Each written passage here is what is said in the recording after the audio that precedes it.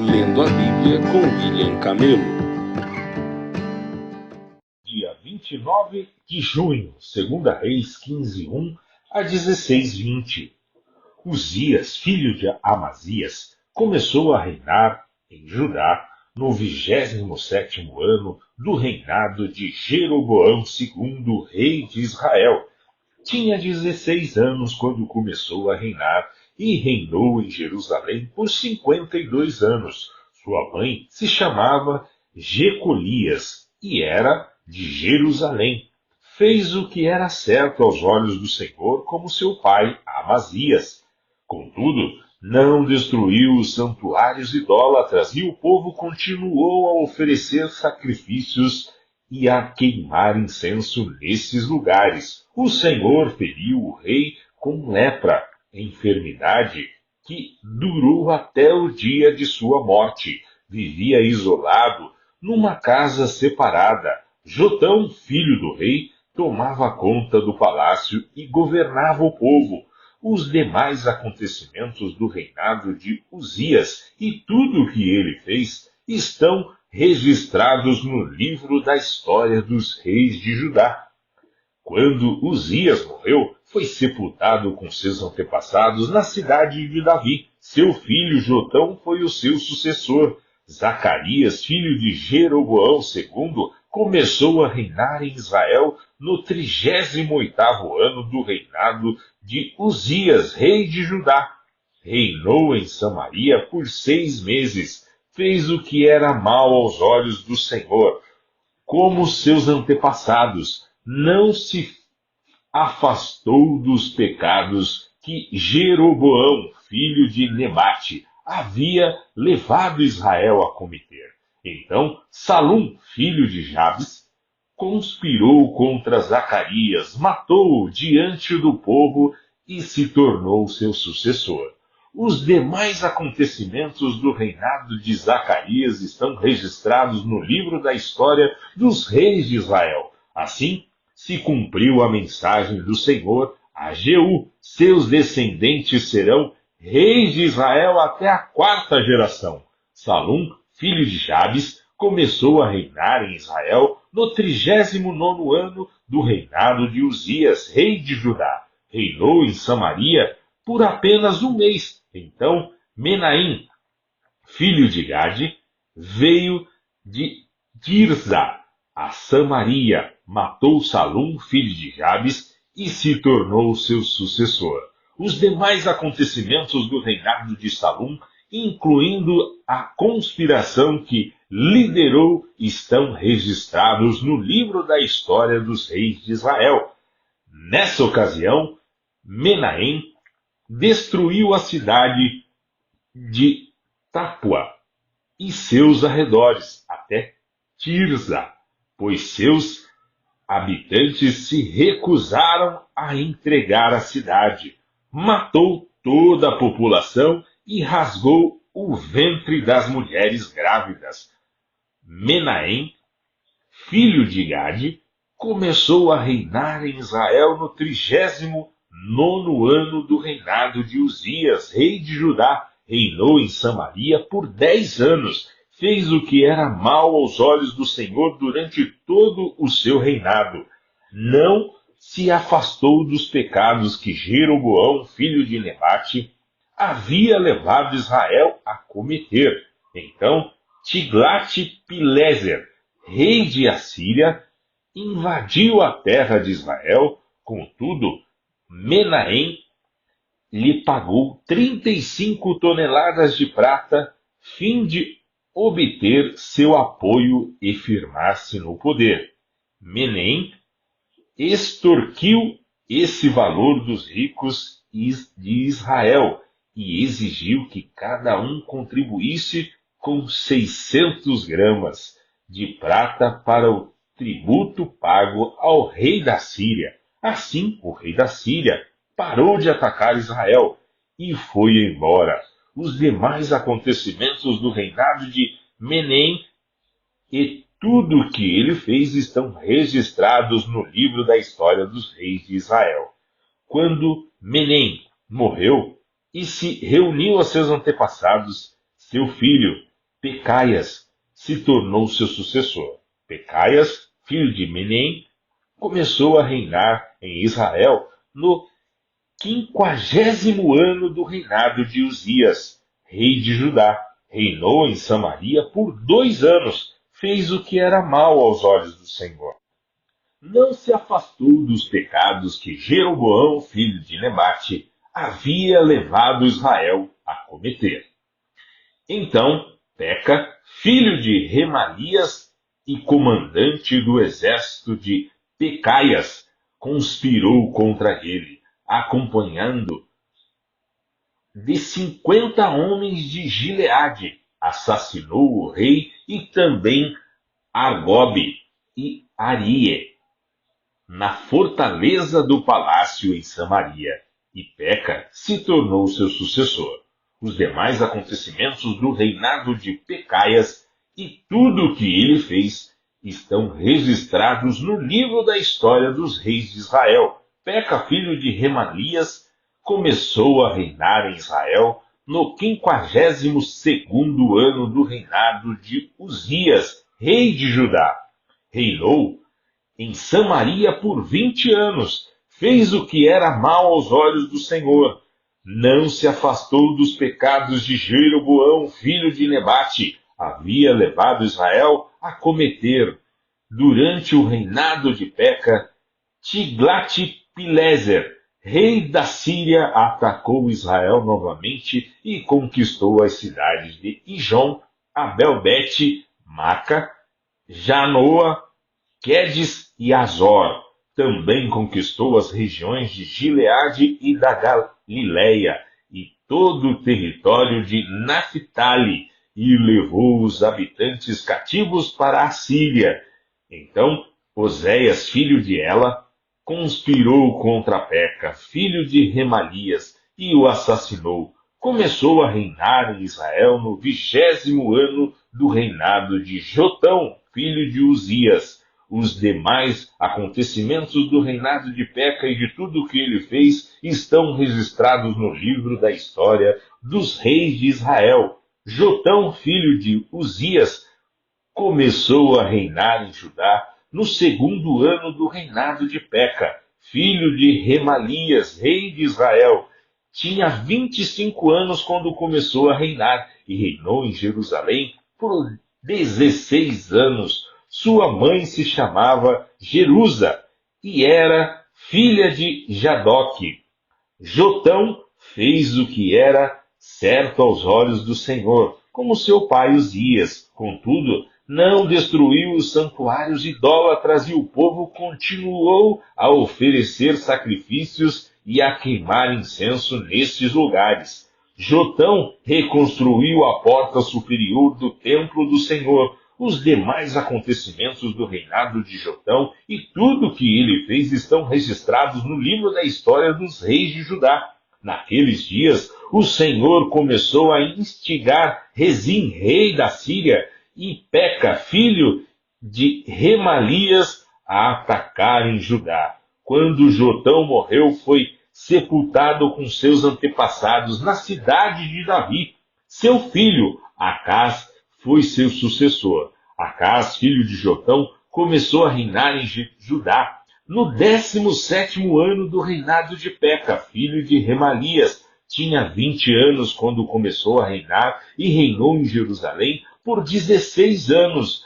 Ao contrário de seu antepassado, Davi não fez o que era certo aos olhos do Senhor, seu Deus. Em vez disso, seguiu o exemplo dos reis de Israel e até sacrificou seu filho no fogo. Deste modo, seguiu as práticas detestáveis das nações que o Senhor havia expulsado da terra diante dos israelitas. Ofereceu sacrifícios e queimou incenso nos santuários idólatras nos montes e debaixo de toda árvore verdejante. Então, Rezim, rei da Síria, e Peca, filho de Remalias, rei de Israel, subiram para atacar Jerusalém, cercaram Acás, mas não conseguiram derrotá-lo. Nesta época, o rei de Edom recuperou a cidade de Elate para os edomitas. expulsou o povo de Judá e colocou edomitas para morarem ali, onde estão até hoje.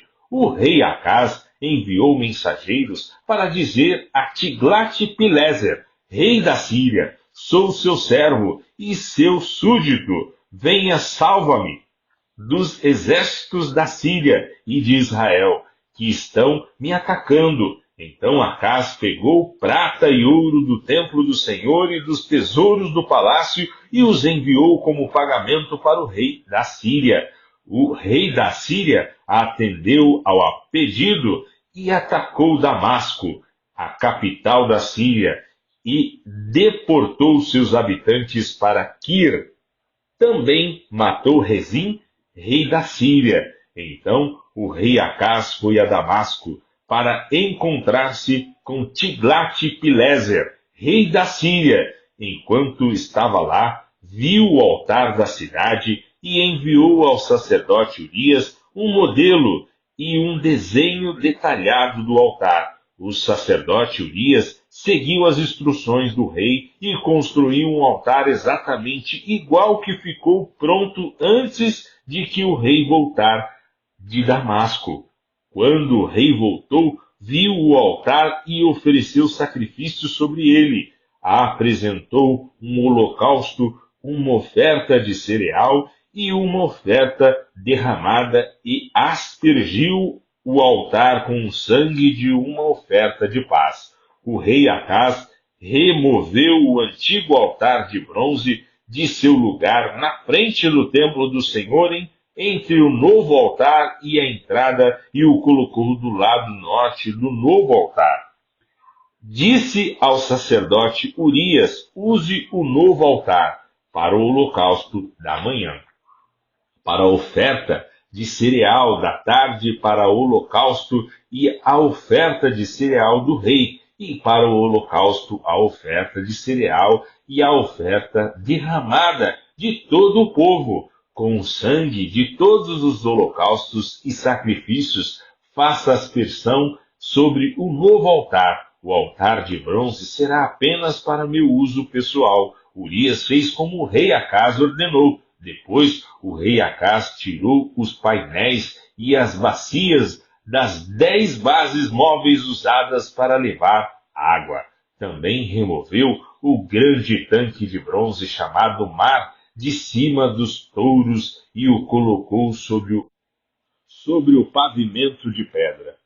Por causa do rei da Síria, removeu a cobertura construída dentro do templo para ser usada aos sábados, bem como a entrada externa do rei para o templo do Senhor. Os demais acontecimentos do reinado de Acaz e tudo o que ele fez estão registrados no livro da história dos reis de Judá. Quando Acaz morreu, foi sepultado com seus antepassados na cidade de Davi. Seu filho Ezequias foi seu sucessor. Atos 19, 13 a 41. Alguns judeus viajavam pelas cidades expulsando espíritos malignos. Tentavam usar o nome do Senhor Jesus, dizendo: ordeno que saia em nome de Jesus, a quem Paulo anuncia. Os homens que faziam isso eram os 7 filhos de Seva, um dos principais sacerdotes. Certa ocasião, o espírito maligno respondeu: eu conheço Jesus e conheço Paulo, mas quem são vocês?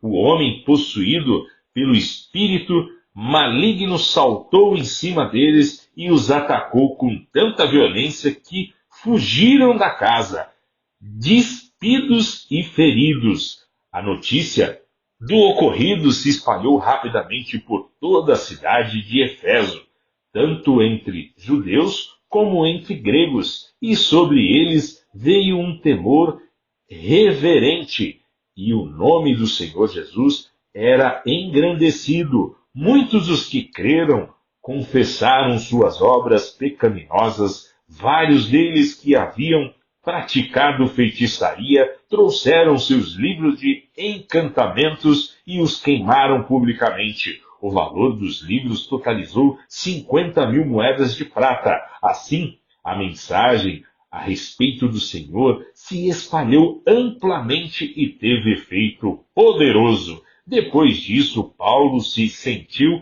impelido pelo Espírito a passar pela Macedônia e Acaia, antes de ir a Jerusalém, e de lá devo prosseguir para Roma, disse ele. Então enviou adiante dele a Macedônia 2 assistentes, Timóteo e Erasto, e permaneceu um pouco mais na província da Ásia.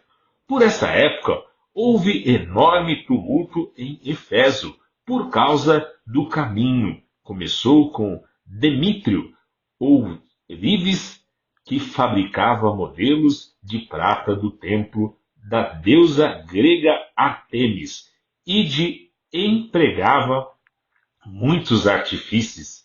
Ele os reuniu a outros que trabalhavam em ofícios semelhantes e disse: Senhores, vocês sabem que nossa propriedade vem deste empreendimento, mas como vocês viram e ouviram, esse sujeito Paulo convenceu muita gente de que deuses feitos por mãos humanas não são deuses de verdade. Fez isso não apenas aqui em Éfeso, mas em toda a província. Claro que não me refiro apenas à perda do respeito público por nossa atividade.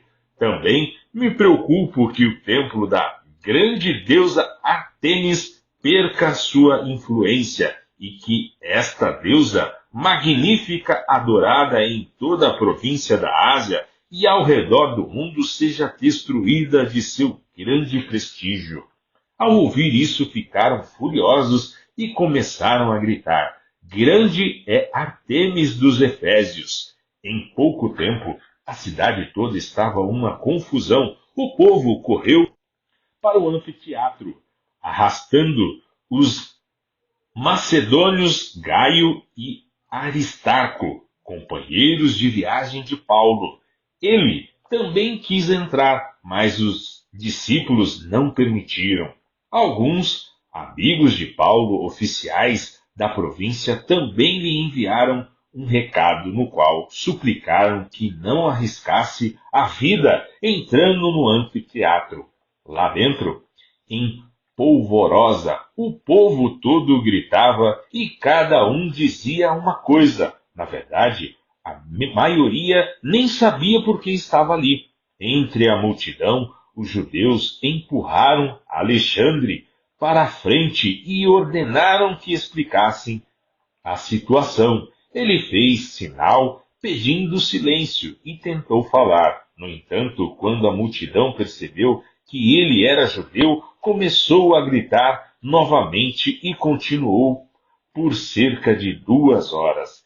Grande é Ártemis dos Efésios. Por fim, o escrivão da cidade conseguiu acalmar a multidão e disse: Cidadãos de Éfeso, todos sabem que Éfeso é a guardiã do templo da grande Ártemis, cuja imagem caiu do céu para nós. Portanto, sendo este um fato inegável, acalmem-se e não façam nada precipitadamente. Vocês trouxeram estes homens aqui.